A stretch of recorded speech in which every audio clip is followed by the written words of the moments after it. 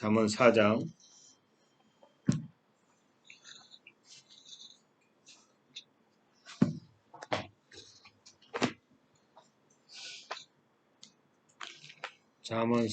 20절에서 27절에 있는 말씀.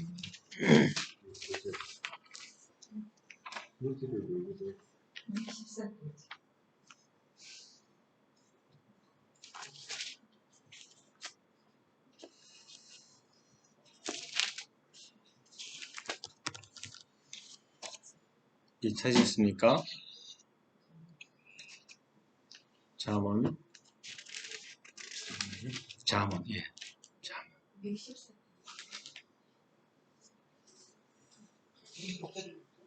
4장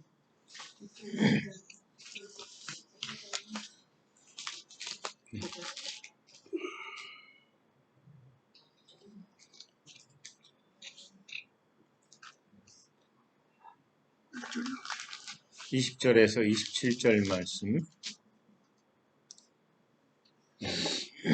제가 읽겠습니다. 내 아들아, 내 말에 주의하며 내 말하는 것에 내 귀를 기울이라. 그것을 내 눈에서 떠나게 하지 말며 내 마음 속에 지키라. 그것을 얻는 자에게는 생명이 되며 그의 온 육체의 건강이 됨이니라. 모든 지킬 만한 것 중에 더욱 내 마음을 지키라. 생명의 근원이 이에서 남이니라. 구부러진 말을 내 입에서 버리며 비뚤어진 말을 내 입술에서 멀리하라. 내 눈은 바로 보며 내 눈꺼풀은 내 입의 앞을 곧게 살펴 내 발이 행할 길을 평탄하게 하며 내 모든 길을 든든히 하라. 좌로나 우로나 치우치지 말고 내 발을 악에서 떠나게 하라. 아멘.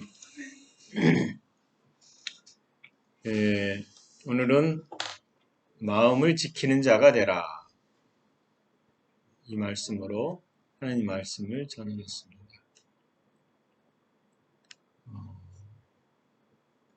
오늘 말씀 보면 내가 말하는 것에 주의해라, 귀를 기울여라, 눈에서 떠나게 하지 마라, 그 다음에 그 마음속에 지키라. 여러분 마음속을 지키는데 말씀이 들어와서 그걸 지키라. 그래서 그것을 얻는 자에게 뭐가 돼요? 생명이 된다. 말씀을 지키면 그것이 얻으면 생명이 되고 육체의 건강이 된다. 이렇게 말하고 있습니다. 그래서 모든 지킬 만한 것 중에 더욱 마음을 지켜라. 그가 뭐냐? 생명의 근원이 여기에서 나온다. 마음에서 나온다. 그렇게 얘기합니다. 그리고 나서 하는 말이 구부러진 말을 하지 마라. 비뚤어진 말을 입술에서 멀리해라. 내 눈은 바로 봐라. 우리가 사는 방식을 지금 어떻게 살아야 되는지에 대한 얘기가 나오고 있어요. 이 마음이 왜 중요하냐라는 것을 신약에 오면 성경에서 마음을 새롭게 하라라는 말씀이 나옵니다. 그리고 내 말이 거하게 하라 이렇게 말하죠. 굉장히 중요한 얘기입니다. 근데 우리는 우리의 마음을 굉장히 주의해서 마음을 구성하지 않아요.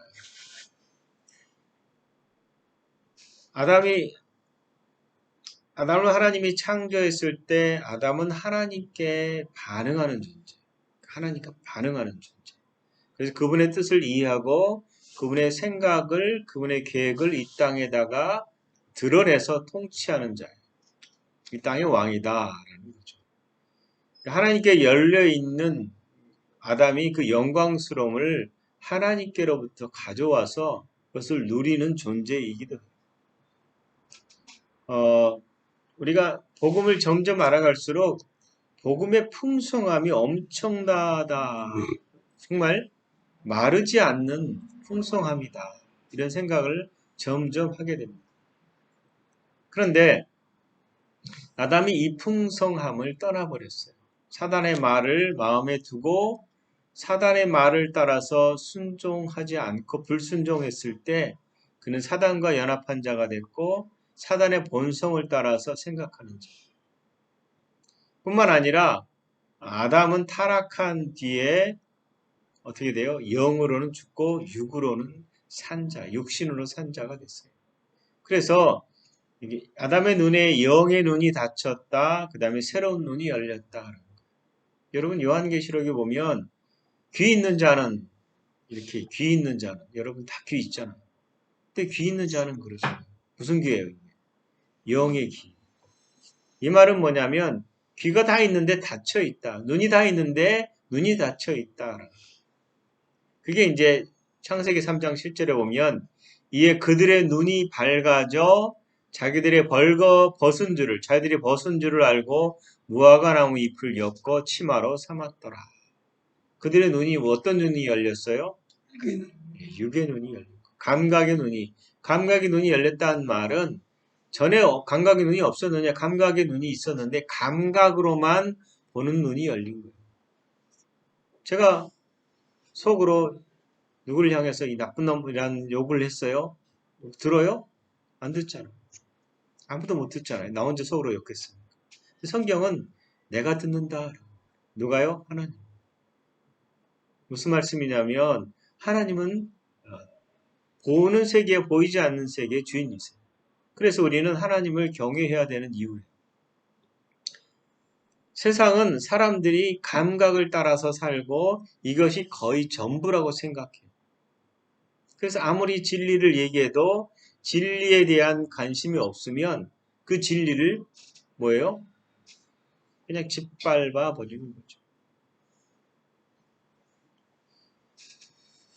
그래서 이런 존재가 어떤 존재가 됐느냐? 타락한 결과는 하나님의 생명에 반응할 수가 없어요. 대신 아담은 어디에 반응해요? 육에 반응해서 살아가는 육신의 존재다.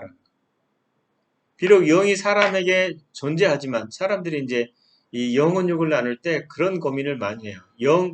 개혁주의에서는 영혼을 하나로 보는 경우가 있어요.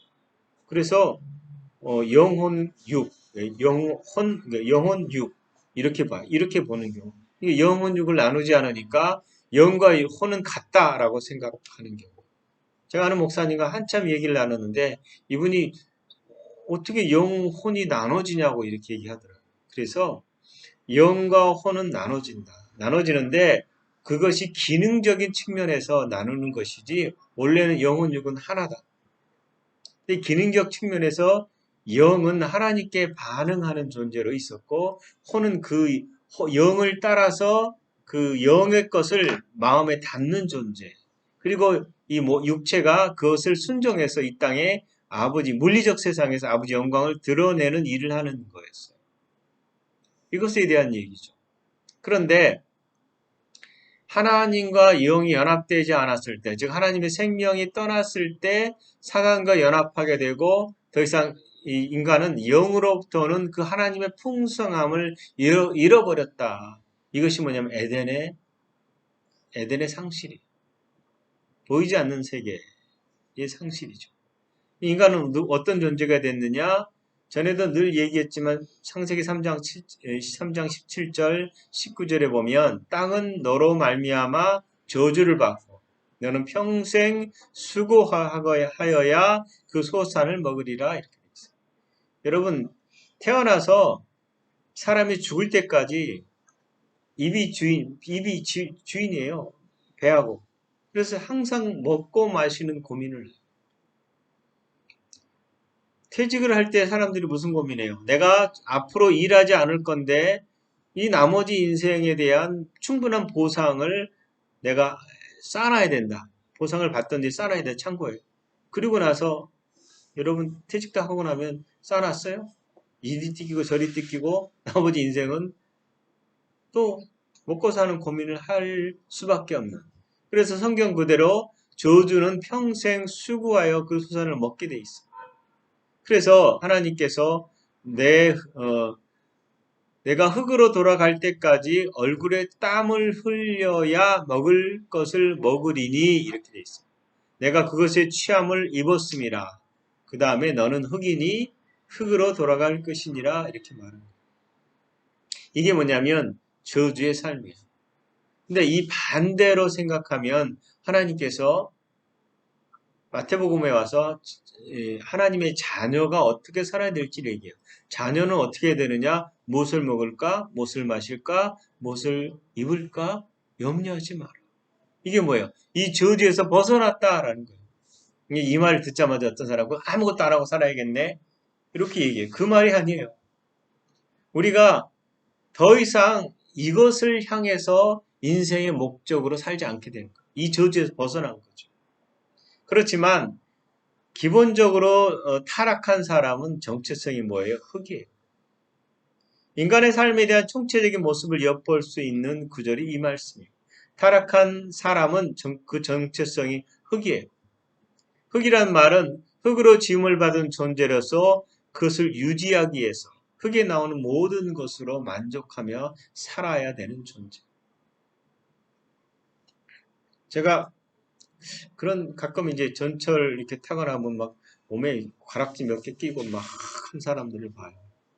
근데 그걸 보는 순간 제가 어떤 생각이 떠오르냐면 이 옛날 무덤에서 그 뼈가 썩었는데 가락지 끼고 나오는 그런 유물들 나오잖아요. 저거 해봤자 다 그런 유물 아무 의미가 없는데 물론 이 패션이라고 그러고 다니는데 저게 자기의 정체성이겠구나. 저 사람의 정체성이 있구나 라는 생각을 해요. 사람의 영의 눈이 닫히고 육의 눈이 세상을 보는 존재가 된 삶은 이 땅에서 영적인 방식으로 살지 않아요. 감각적인 방식으로 육신적으로만 살려고요. 그게 전부라고 생각하기 때문이죠.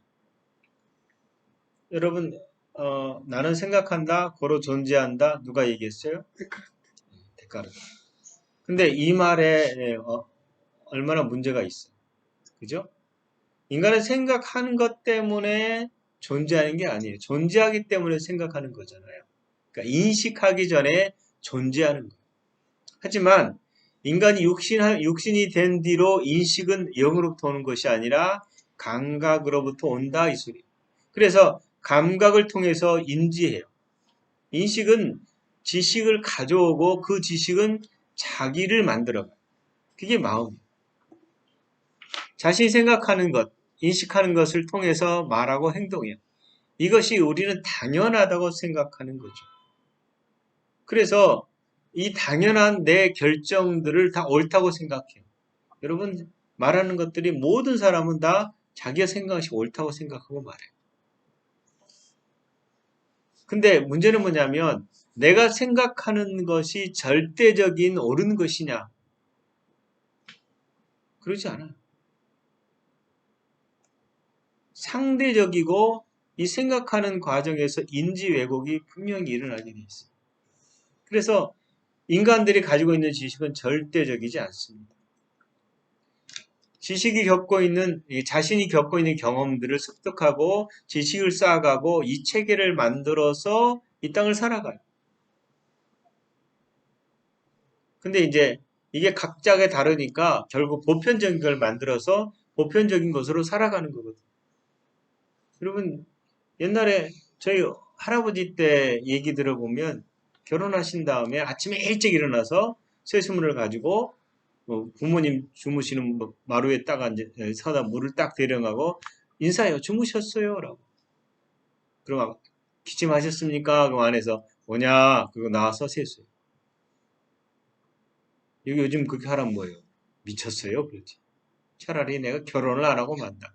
근데 그 당시에 그렇게 얘기하면 그렇게 거절하는 사람이 미친 사람. 이게 뭐예요? 절대적인 문화의 습성들이거든요. 이게 변한다라는 거예요. 즉 인간이 가지고 있는 것들은 절대적인 게 없어요.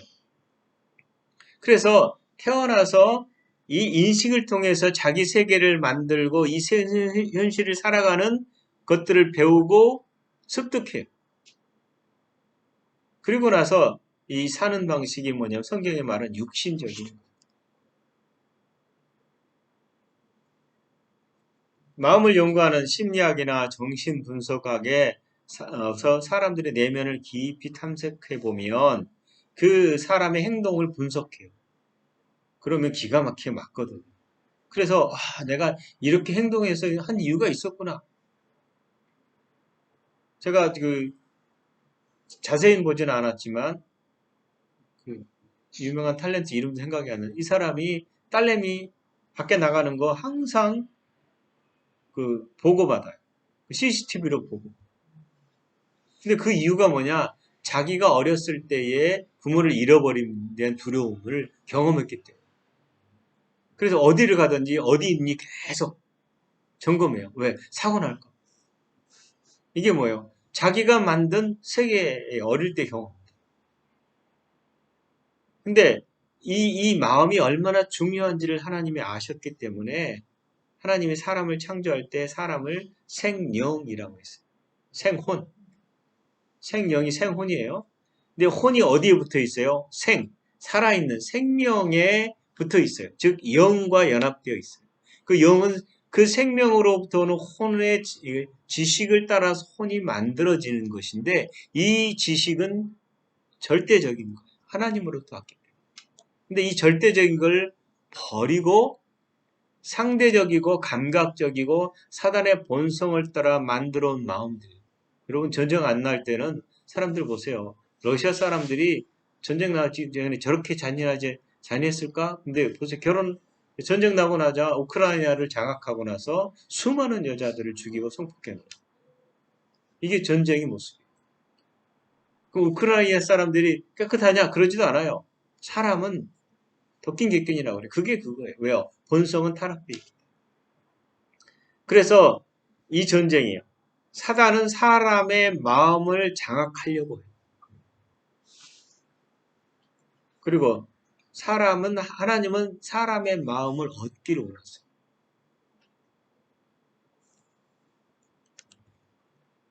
원래 하나님의 계획은 아까 말했듯이 영을 따라서 혼이 마음을 구성하고 그 하나님의 지식을 가지고 이 땅을 통치하는 것. 즉 형상, 그림자는 자기 뜻이 아니에요. 하나님의 뜻을 따라 사는 존재다. 이거예요. 그래서 사단이 와서 예수님께 뭐라고 했어요? 시험을 할 때. 야, 이 돌을 뭘로 만들어요? 떡. 떡으로 만들어라. 그러니까 사람의 존재가 떡으로만 사는 거 아니냐. 그러니까 이걸로 네가 좀 배고픔도 면해보고 이 땅을 어떻게 봐라. 이 소리거든요. 근데 그 말에 대해서 예수님이 사람은 떡으로만 살 것이 아니라 이렇게 했어요. 그럼 뭘로 살아요? 말씀. 쌀로. 떡으로. 죄송해요. 사람은 물질의 존재가 아니다 이 소리예요. 영의 존재. 말씀으로 살게 돼 있어요. 즉 말씀이 근원이다라는 거예요. 아무리 생각해 보세요. 세상을 뭘로 창조했어요? 말씀으로. 영으로 창조했거든요. 영인데 이게 말씀이에요. 그런데 하나님 말씀으로 사는 존재가 타락한 후에 이 세상을 따라서 풍습과 문화와 사상으로 마음을 구성하게 돼 있다는 거예요. 그래서 인도네시아 사람이나 인도나 필리핀이나 미국이나 우크라이나 사람들의 마음이 그 나라의 풍습에 갇혀서 만들어져 있어요. 근데 하나님은 이제 그것을 따라 살지 마라. 그럼 그리스도인들은 그리스도의 마음으로 살아가야 된다라는 거예요. 그래서 우리는 이렇게 살기 위해서 적어도 어디로 돌아가야 되느냐? 말씀으로 돌아가야 된다라는 거예요. 분명히 우리는 로마서 12장 2절에 뭐라고 되어 있어요? 이 세대를 본받지 말고 오직 뭐예요? 마음을 새롭게 함으로 변화를 받아라. 우리가 거듭나 있는 우리에게 하나님께서 요구하는 게 뭐냐면 이제 마음을 새롭게 하라라고 요구하는 겁니다. 근데 이 새롭게 하는 방식이 어디예요? 첫 번째 우선 이 세대를 본받지 말라. 이 세대의 습관, 문화, 사상 이것을 따라가지 말라. 여러분 오늘 교회들이 우파 좌파 나눌 때 대부분 기독교인들은 우파에서 편을 들어서 있어요. 근데 문제는 뭐냐? 너무 극단적이에요. 우리가 어디에 속해 있느냐? 우파 좌파가 아니라 하나님 나라의 소속인데 뭐 정권을 막 없애버리려고 하는 쪽에 같이들하고 편들어요. 그건 아니거든. 우리의 본분은 이 세대가 아니라 하나님 나라예요. 그래서 그리스도인들은 이 세대에서 돌아서야 된다. 하나님께로 돌아가라. 영이 새롭게 할 수 있는 영으로 우리의 마음을 새롭게 할 수 있기 때문에. 그래서 우리가 이젠 이 세대가 아닌 새롭게 된 영을 따라서 하늘의 것을 어떻게 해요? 주목해야 된다.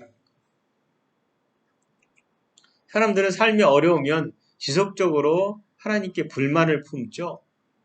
그죠? 하나님 힘들어요. 그러고. 왜 내 인생은 이래야 돼요? 난 열심히 신앙생활을. 근데 성경에 말하는 것을 잘 보면 그렇게 하잖아요. 여러분, 예수님이 집에 대한 관심이 많았어요. 없으셨을까요? 집. 네. 예, 보세요. 예수님이 저기 내가 아버지 집에 거할 곳이 많다 이랬죠. 그분도 부동산 투자를 좀 하셨나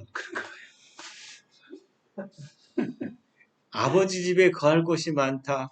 그렇지 않으면 너희에게 일렀으리라. 내가 너희를 위하여 거처를 예비하러 가노라 이렇게 얘기했어요. 이 말을 근거로 많은 사람들이 천국에 갔더니 내 집이 뭐 아파트니 뭐니 막 초가집이니 뭐 이렇게 얘기해요. 이 땅의 어떤 것을 따라서 그렇게 얘기를 하는데 저는 그건 좀 의심스러워요. 굉장히 조심스러운 얘기예요. 예수님이 너희를 위해서 거처를 예비하러 가노라 라고 말할 때 분명히 우리는 천국에 가면 우리가 영원히 거할 집이 있는 건 알아요. 그런데 그것보다도 천국에 갈 집이 아니라 예수님이 십자가에서 죽음으로 인해서 생기는 분명한 거처의 얘기예요. 그게 뭘까요? 예수님이 그러셨거든요. 그렇게 얘기하신 다음에 내가 보혜사 성령을 보내겠다 이렇게 얘기하셨거든요. 근데 보혜사 성령이 너희 가운데 우리 안에 임하시겠다라는 거거든요. 그런데 그리고 난 다음에 예수님이 뭐라고 그랬어요? 근데 내가 너희를 고와 같이 버려두지 아니하고 너희에게 오리라 이렇게 말했어요. 근데 그때 아버지랑 같이 오겠대요. 자, 예수님이 지금 재림하시는 얘기가 아니잖아요. 거듭난 다음에 신자, 성도 안에 두는 성전을 얘기하는 거예요. 그게 뭐냐면 거처예요. 그래서 우리 안에 지성소가 생기는 거예요. 이게 우리가 주님이 거할 곳이고 우리가 거할 곳이에요. 그래서 고린도전서 3장 16절에 너희는 너희가 하나님의 성전인 것과 하나님의 성령이 너희 안에 계시는 것을 알지 못하느냐. 우리 안에 성령이 계시고 우리 안에 생명이 있고 이 성령님을 통해서 성부, 성자, 성령님이 이 안에 계시는 거예요. 여기는 무한대예요. 근데 사람 무한대라고 그러고 또 거의의 뭐 한국말을 꺼내듯이 여기 갈라보면 안 보이죠. 보이는 곳이 아니에요. 하나님의 생각에 우리가 생각하는 집과 전혀 다른 개념의 집입니다. 그것은 영원한 하나님 나라고 그 나라는 어디에 존재한다? 우리 안에 존재한다. 그것은 하나님이 계시는 지성소이고 이제 이 지성소에 있는 하나님을 우리가 죽어서 천국 가서 만나는 것이 아니라 우리 안에서 만나는 거예요. 제 아는 목사님이 그런 얘기 하시던데 자기가 이제 동생이 아파가지고 기도를 살려달라고 막 기도를 했대요. 근데 어느 날 갑자기 여기에서 소리가 올라오더래요. 왜 안에 계시니까. 왜 네가 염려하느냐? 왜 네가 두려워하느냐? 근데 그 말을 듣자마자 맞더래요. 내가 염려할 게 하나도 없더래요. 담대함이 생기더래요. 우리 안에 여기 계시는데 우리 어디서 찾으려고 그래요? 여기 계신다라. 하늘 아버지께서 우리 안에 계시고 생수의 강을 두셨어요. 그것이 우리의 진짜 집이다. 하나님께서는 이 집을 우리 안에 두시고 이 성전이 무한한 생수의 강이 흐르고 무한한 생명력을 누릴 수 있게 하셨다. 하나님의 나라 의를 구할 때에 우리가 받은 것은 하나님 나라의 집에서 오는 이 성전에서 오는 무한한 생명이고 그분의 다스림이다. 그래서 하나님께서 우리를 그분의 집에 거하게 하시며 필요한 모든 자원을 어떻게 공급하세요. 어떤 시간과 공간의 한계, 자원의 한계도 아버지께서 주시고자 하는 집에서는 막을 수가 없어요. 근데 사단은 이 세상의 권세를 가지고 차원이 다른 아버지 집을 우리가 보지 못하도록 속입니다. 여러분 요한계시록 이게 새하늘과 새 땅, 새 예루살렘이 어디예요? 우리예요. 우리 안에 있는 하나님 나라. 제가 요한계시록이 아내가 하나님을 통해서 풀어주신 걸 보면서 이게 정답인데 여러분 이 전에 보지 못하고 듣지 못하고 알 수 없었던 도대체 이게 무슨 소리야 라고 하는 책을 사람들이 줘도요 귀하게 여기지 않아요. 그냥 사모가 뭐 하나 썼겠지 이 정도 사로 끝나려고 그러더라고요. 저는 이 책이 21세기의 한국교회와 세계교회에 준 선물이라고 생각을 해요. 근데 사람들은 그걸 굉장히 하찮게 여기더라고요. 귀하게 여기지도 않아요. 그렇게 신학자들이 풀고자 하지 못했던 것들이 풀렸거든요.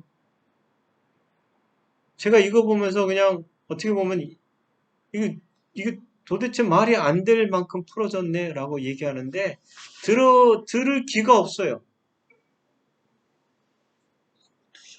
아버지께서 주시고자 하는 무한의 자원의 집이 고작 이 세상의 집과 동일하다고 보세요? 그렇지 않거든. 보이는 것이 전부라고 우리가 착각하고 거기에 정과 욕심, 이걸 다 썼고 그 다음에 이걸 잃어버릴까 봐 두려워. 제가요 시골에 새 당숙이 사놓은 공동으로 소유된 땅, 그 땅을 할 수 없이 제가 받아놨어요. 당숙이 네가 받아놔라 그래서 공동으로 받아놨어요. 한 500평 될 거예요. 논. 그거 얘기 때문에 사람들이 야 땅 있다 좋겠다 이래요. 좋을 거 하나도 없어요. 없는 것보다 낫죠. 그 피곤한 거거든요. 우리가 이 땅에 뭔가 매인다라는 것은 좋은 거 아닌 것 같아요.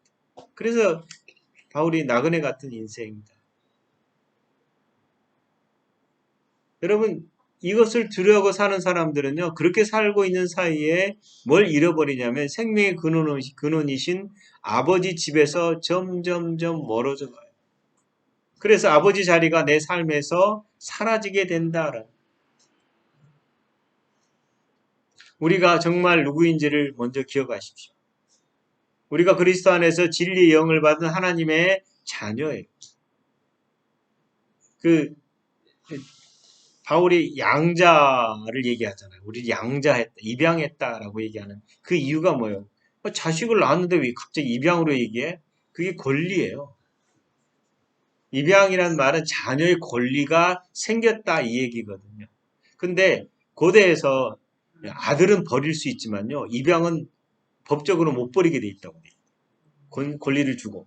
법적으로 버리면 안 되는 거예요. 입양시켜놓은. 그 의미로 해석을 하는 분도 있더라고요. 그러니까 우리가 자녀로 낳음을 받았지만 입양했다는 의미에서는 아들을 권세 권리 가지게 됐다라는. 그래서 하나님의 자녀의 권세라고 얘기하고. 그래서 여러분 하나님이 우리를 사랑하시고 생명으로 경영하시는 그리스도 안으로 들어갔다는 사실을 여러분 정확하게 알아야 돼요. 주님이 예수 그리스도 안에서 승리한 것이 무엇인지를 경험해야 돼요. 영원하신 말씀이 우리로 그 말씀이 비출 때에 어둠이 물러가고 진리로 새로워지는 것을 경험해야 돼요. 보이는 현상과 사단의 권세가 우리 마음에 깊이 점령하지 못하게 해야 된다는 거예요. 하나님의 영이 우리의 마음을 맑고 밝게 다스려주고 생명으로 가득 채워줄 겁니다. 제가 첫 번째 하나님을 제가 인식했을 때는 하나님 온 세계에 충만했거든요. 그리고 무슨 생각이 들었었냐면 이 세상은 선과 악의 싸움이다라는 것을 그때 그냥 깨달아졌어요. 그게 뭐냐면 우리가 이미 악을 이겼지만 이 땅에 보냄을 받은 자다라는 거예요. 그래서 아내가 풀어준 요한계시록의 이방인의 뜰이 뭐예요? 여기. 근데 그러니까 사단이 침입해서 우리를 괴롭히려고 하는 영역이 어디냐면 마음과 육체예요. 여기를 괴롭혀 와가지고 여기를 계속 훔치고 짓밟고 병나게 하고 생각을 딴 데 두게 하고. 근데 하나님이 우리를 죽은 다음에 그냥 다 데려가지 않았잖아요. 왜 여기다 남겨두셨느냐라고 말할 때 그것은 우리가 복음을 전하기 위해서. 또 우리의 삶의 목표가 뭐냐? 이 땅에서 얼만큼 잘 먹고 잘 사느냐가 아니다라는 거예요.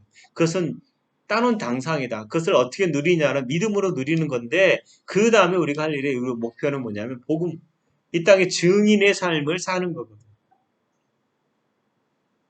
하나님 우리를 거쳐서 하면 우리 안에 계세요. 근데 사단 동일한 방식으로 거처를 삼으려고 한다는 거예요. 이게 호시탐탐 노리는 겁니다. 여러분 마태복음 12장 43절 45절 보면 귀신이 집을 필요로 하잖아요. 어디로 들어와요? 들어와서 사람에게서 자리를 잡았어요. 근데 자리 잡고 있다가 쫓겨났어요. 여러분 성령이 우리 안에 거하신다고 하셨으니까 어떻게 보면 이 집의 정탈, 마음의 쟁탈전이다라는 우리 영으로 우리 하나에 계시지만 이 마음도 여전히 하나님이 완전히 장악하기를 원하신다라는 그래서 언제나 세상 것과 비교할 수 없는 하늘에 부여한 것을 이 마음에 채우기를 원하신다라는 거예요.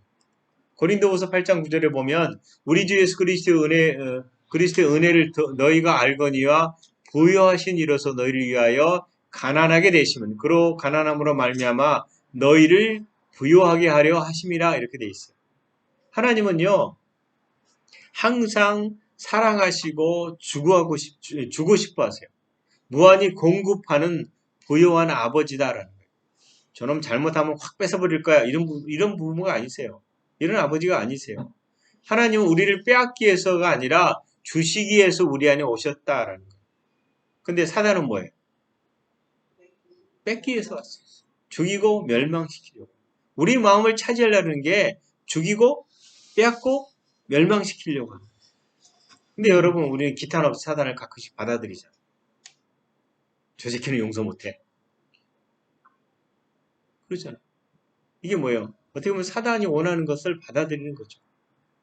하나님의 속성과 사단의 속성을 여러분 반드시 기억하십시오. 그리고 나는 하나님의 사람으로 하나님 것을 주목해야 된다라는 거예요. 아버지께서 우리의 소유로 주시는 집을 우리가 보면 그분의 집이에요. 이걸 무상으로 줬어요. 그건 광대해요.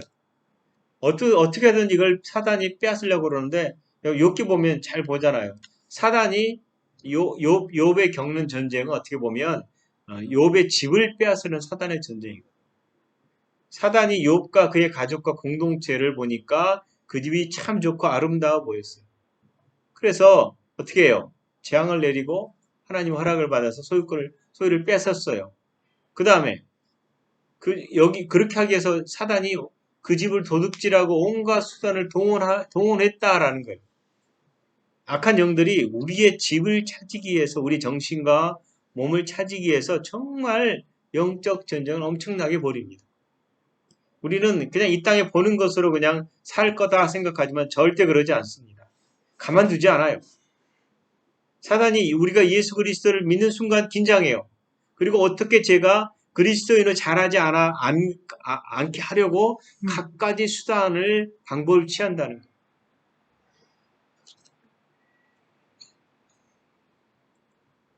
욥에 등장하는 대표적인 인물 중에 욥과 아내가 있어요. 그 친구들이 있잖아요. 근데 그 아내, 첫 번째 아내죠.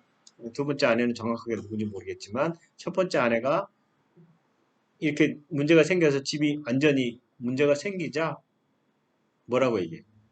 하나님을 욕하고 죽으라고. 소유가 없어지고 건강이 사라지고 자식들이 죽자 그 욥의 아내가 한 말이 이 말이 뭐냐면 욥의 아내가 하나님을 향했던 그 본성이 드러나는 거예요. 여러분 너무 고통이 크면 어떤 기도에 하나님 차라리 나 데려갔어요. 저 죽여주세요. 이렇게 말하는 경우도 있잖아요. 내가 어떤 생각이 나냐면 이것 때문에 어떤 소리 걸레질하면서 차라리 죽고 싶다. 했더니 어떤 감정이 얘기해요. 누군지 생각이 안 나요. 갑자기 이제 죽고 싶다 그랬더니 내가 진짜 죽여줄까? 그랬더니 놀래가지고 아니요. 누군지 기억이 안 나요. 아무튼 누가 간증한 내용이 중에 그 얘기가 있어요. 컬레지 하면 너무 힘들어서 차라리 죽었으면 좋겠다 했더니 내가 너를 죽여주마 그랬더니 아니요 죽기 싫어요. 힘드니까 우리가 하소연할 수 있죠. 근데 욥의 아내는 저주하고 스스로 죽으라고 말했어요. 이게 완악함이 있다는 거죠. 이 말이 뭐냐면 욥의 돈이나 지위나 자기가 누릴 수 있는 것에 대해서 더 관심이 많았다. 실질적으로 위기가 닥쳤을 때 그 마음이 드러나는 거죠. 여러분, 마틴 루터 아내가 뭐라고 했냐면 루터가 뭐라고 얘기하니까 하나님이 돌아가시긴 했나요? 했나요? 이렇게 힘들어하니까 하나님이 돌아가시긴 했나요? 했어요? 당신 왜 이렇게 힘들어요? 하나님 돌아가시긴 했어요? 우리 하나님은 항상 옆에 계신다. 여러분 욥의 친구들이 조언한다고 어떻게 해요? 욥을 괴롭히잖아. 우리가 생명 없는 믿음 생활을 할 수 있어요. 위기가 닥치면 알 수 있어요. 우리는 눈에 보이는 정도가 아니라 거대한 우주 같은 공간이 끝이 없는 영혼의 영의 집이 있어요. 그래서 마태복음 12장 43절에 보면 이 집을 차지하려고 귀신이 더러운 귀신이라고 그래요. 이 귀신은 본디 더럽고 어지럽고 무질서해요. 이게 우리 안에 들어온다라는 거예요. 나갈 때도 이유가 있고요. 그 다음에 들어올 때도 이유가 있습니다. 여러분 나갔다가 다시 들어왔다면 뭐가 문제냐면 관리를 안 했다는 얘기예요. 쉽게 허용했다라는 거예요. 깨끗한 데 들어와요, 여러분. 마귀가 깨끗하게 입이 깨끗하냐고 들어왔다라는 거예요. 그래서 귀신을 내쫓기 위해서 우리 마음에 강함이 있어야 된다. 세상의 권세나 사단 또는 귀신은 나의 힘만으로는 이겨낼 수 없어요. 그럼 뭐예요? 성경에서 끊임없이 얘기하는 게 뭐냐면 마음에 뭐예요? 말씀을 넣어라. 말씀을 집어넣어라. 내 마음의 집의 소유가 누구냐 알아요. 그분이 손님으로 있느냐? 이게 나의 정체성에 대한 정확한 얘기. 불신과 자기 의로 가득한 것이냐? 이유 없이 누구를 미워하고 두려워하고 조금씩 그런 마음을 가지고 있다면 여러분 경계해야 됩니다. 이게 여러분에만 해당된 게 아니라 저도 해당되는 문제예요. 끊임없이 사단은 몸에 붙어서 질병을 일으키기도 하고요. 정신을 장악해서 정신질환이나 정신분열을 일으키기도 해요. 자기 의에 집중하면 자기 합리화를 해서 스스로 쏘가요. 그래서 하나님 없이 살 수 있다라고 말하는 사람도 있어요. 여러분 집에 들어가기 위해서는 문을 열겠죠. 대문을 열고 들어가서 대문을 열 마당도 있어요. 현관을 거쳐서 거실로 들어가요. 그 다음에 가장 내밀한 곳이 안방이에요. 이게 뭐냐면 집에 들어가는 순서잖아요. 집에 바로 점프해가지고 안방으로 들어가진 않잖아요. 사단이 우리에게 들어오는 방식이에요. 성령도 우리에게 들어오는 방식. 오세요? 그리고 그 다음 마당에 좀 계세요. 이러지 말라는 거예요. 친밀하게 교제를 나누듯이 우리가 성령님과 교제는 사단도 그렇게 들어와요. 그래서 우리의 마음을 장악하고 심지어 영까지 장악해서 우리가 하나님을 떠나게도 해요. 여러분 내 안에 무엇이 있고 무엇이 움직이고 있는지가 굉장히 중요합니다.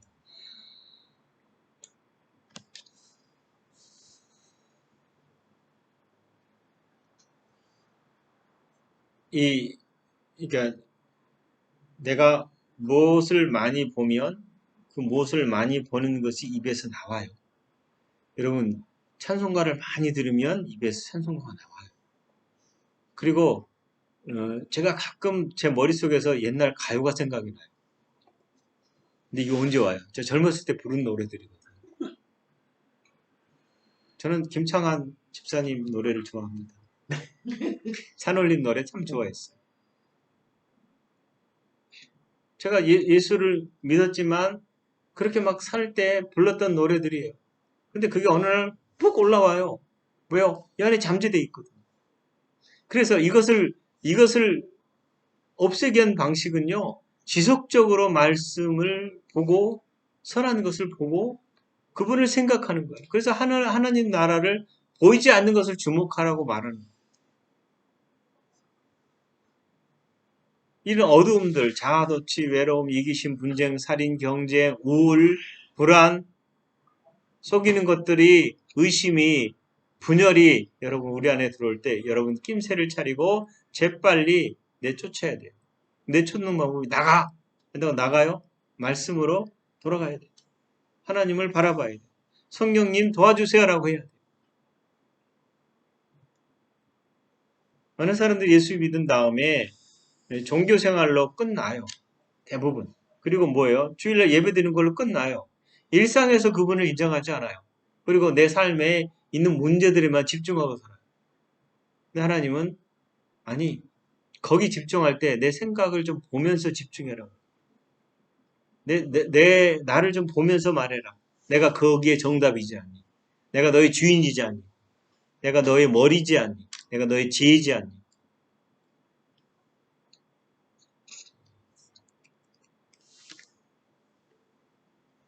여러분, 사단이 들어오는 것을 쉽게 허락하지 마십시오. 이 성경에 보면 귀신이 한 사람의 마음에 다시 들어오기 전까지 물 없는 것으로 다니며 고군분투했다라고 되어 있습니다. 물이 없다라는 것은 생명수가 없고 빛이 없는 것입니다. 사단이 귀신이 항상 생명수가 없고 빛이 없는 것을 찾아다닌다라는 거예요. 그런데 이 귀신이 배회하던 중에 옛날에 자기가 나왔던 집이 좋아졌다라는 소식을 들었어요. 여러분, 마음이 소재되어 좋았다라고 합니다. 겉보기엔 이상한 말씀이잖아요. 보통 우리는 마음이 깨끗하면 양심적으로 살면 귀신이 싫어할 거라고 생각해요. 하지만 이것은 착각입니다. 추잡한 것을 좋아하는 귀신은 하급 귀신이고요. 여러분, 귀신들, 귀신 고급 계급. 깨끗한 것을 좋아하는 것은 고급 귀신이라고 말해요. 사람들. 그러니까 그 귀신이 깨끗하게 된 집을 보니 좋아 보였어요. 그래서 정신적으로 수행을 쌓거나 강박적인 양심으로 살아가는 사람들. 여러분, 그것도 귀신의 먹잇감. 그러니까 나는 하나님 없이도 선하게 살 수 있어. 나는 착한 사람이야. 이렇게 말하는 것도 귀신의 먹잇감이다. 중요한 것이 뭐냐면 그 집의 소유권이 누구에게 있느냐, 영의 어떤 주인이 살고 있느냐가 중요하다라는 거예요. 여러분, 처음에 문을 조심스럽게 열지만 나중에는 확 들어와요. 그 연산홍 증인이나 이 사람들이 가가오 방문할 때요, 문을 딱딱 두드려서 현관문 누구세요? 그러면 문을 못 닫게 다리를 싹 누물어서 현관에 다리를 대요. 문 못 닫게. 그러니까 모르니까 안 닫히니까 보면 이게 있어. 그거 걔네들 하는 방식이 사단이 살짝쿵 12시에 뭐 그 노래 알죠? 살짝쿵 데이트. 여러분, 소유를 지키려면 힘이 필요하잖아요. 내 안에 소유주가 시키는 대로 합니다. 성령이 우리 안에 주인이실 때 그분은 우리의 영혼과 정신과 몸은 세상을 다스리는 통로가 됩니다. 사단이 그걸 원치 않기 때문에 우리 몸을 괴롭히고 정신을 괴롭히고 속이는 겁니다. 그러므로 우리가 나는 더 이상 나를 좌지우지하지 못한다. 너는 사단에게 얘기해야 돼. 나는 그리스도 안에 있다. 그리스도는 나의 주인이시다. 그분이 나의 삶의 전부이시다라고 이렇게 해야 돼. 여러분, 이 더러운 것들이 완전히 쫓아내는 유일한 방식은 예수 그리스도의 이름으로 내가 세상보다 강하다. 세상보다 온전한 자다. 말씀을 계속 고백하십시오. 나는 부족함이 없는 자다. 나의 모든 자원을 말씀으로 동원하라라는 겁니다. 그렇게 할 때에 우리의 생각이 하나님께 집중할 때에 분명히 이길 수 있어요. 성경은 아까 마음을 지키는 방식을 얘기했잖아요. 말씀이 거하게. 말씀이 거하게. 여러분, 우리 안에 그분이 주인이신 걸 인정하십시오. 매 순간에 그분에게 친밀함으로 나아가십시오. 모든 순간에 어떤 것을 결정할 때도 여전히 하나님을 인정하십시오. 그렇게 할 때에 여러분 마음속에 그분 안에서 그분의 힘으로 여러분 마음을 지킬 것입니다. 우리 영혼의 주이신 아버지를 마음에 모시고 빛과 생명수인 그 말씀을 우리 안에 가득 채워서 여러분 오늘도 이 한 주간도 그 말씀으로 이기시는 여러분 되시기를 예수 그리스도의 이름으로 축원합니다. 기도하겠습니다. 하나님, 우리를 부족함 없게 지으셨습니다. 우리가 예수 그리스도 안에 있고 그 안에서 아버지의 모든 것들을 아버지 드러내며 사는 자입니다.